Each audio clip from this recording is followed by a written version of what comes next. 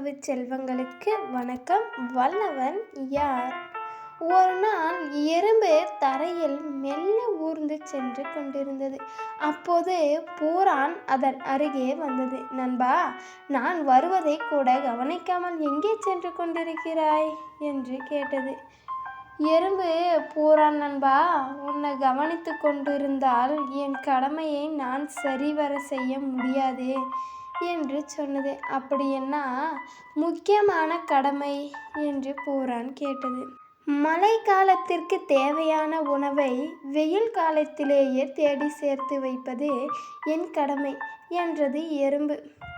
உன்னிடம் பேசிக்கொண்டிருந்தால் என் கடமையை செய்ய முடியாது என்று கூறி எறும்பு சென்றுவிட்டது. பூரானுக்கு எறும்பின் மேல் வருத்தம்.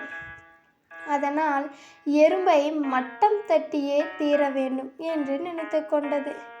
அடுத்த நாள் எறும்பு வரும் வழியில் நின்று, எறும்பே, கடமையை சரிவர செய்வதால் மட்டும் நீ வல்லவனாக முடியாது. உன்னால் என்னை போல வேகமாக ஊர்ந்து வர முடியுமா? அப்படி வந்தால் நீ என்னை விட வல்லவன் என்று ஒத்துக்கொள்கிறேன் என்றது.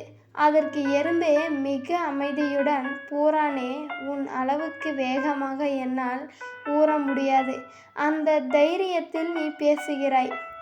ஆனால் நான் செய்யும் சில காரியங்களை உன்னாலும் செய்ய முடியாது.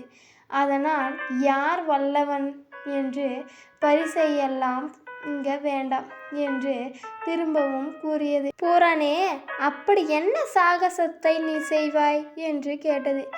எறும்பு பூரானை ஒரு தண்ணீர் தொட்டியின் மேல் அமர்ந்து வேடிக்கை பார்க்க சொல்லிவிட்டு கரையின் அருகில் இருந்த ஒரு துரும்பில் ஏறி தண்ணீரில் விழுந்து அந்த துரும்பை பிடித்து கொண்டு தண்ணீரில் மிதந்தது. பூரானை பார்த்து, உன்னால் இப்படி செய்து காட்ட முடியுமா என்று கேட்டது.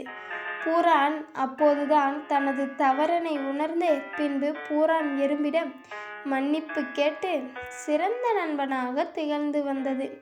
எல்லோருக்கும் சில வல்லமைகளும் சில இயலாமைகளும் இயற்கையிலேயே உண்டு. இந்த சேனலை பிடிச்சிருந்தா சப்ஸ்கிரைப் பண்ணிக்கோங்க. கூடவே ஒரு லைக்கும் போட்டுக்கோங்க. அப்போ தான் நாங்கள் போடுற வீடியோ உங்களுக்கு வந்து சேரும். மீண்டும் அடுத்தடுத்த வீடியோவில் சந்திக்கிறேன்.